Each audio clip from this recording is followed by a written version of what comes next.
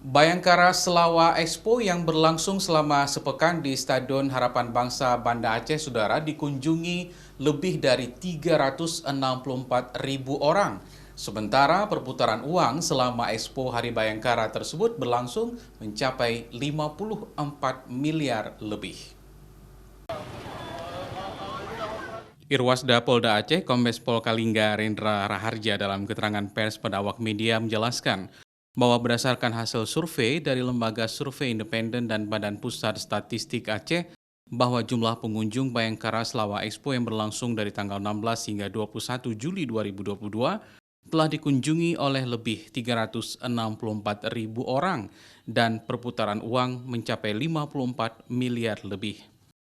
Menurut Kombes Kalingga, Bayangkara Selawa Expo merupakan salah satu agenda Hari Bayangkara yang bertujuan untuk memulihkan perekonomian nasional dan daerah pasca pandemi COVID yang membuat perekonomian Indonesia terpuruk.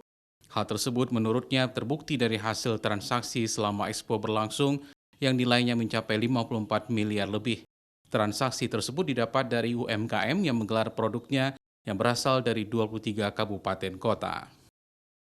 Berdasarkan hasil survei dari lembaga survei yang kredibel dan dari BPS, Balai Badan Statistik, bahwasanya kegiatan rata-rata putaran ekonomi yang terjadi di Provinsi Aceh sejumlah 54.734 sekian miliar.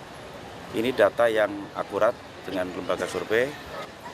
Kemudian untuk pertumbuhan ekonomi sendiri kurang lebih sekitar 33,58%. Ini sangat membanggakan bagi kita semua. Sementara itu, Bayangkara Expo merupakan agenda akhir dari seluruh rangkaian Hari Bayangkara ke-76, di samping agenda lainnya seperti bakti kesehatan, bakti sosial, lomba MTQ, lomba azan, lomba memandikan jenazah, dan kegiatan pertandingan olahraga, vaksin booster, dan kegiatan agama yang lain. Mustajab, Kompas TV, Banda Aceh.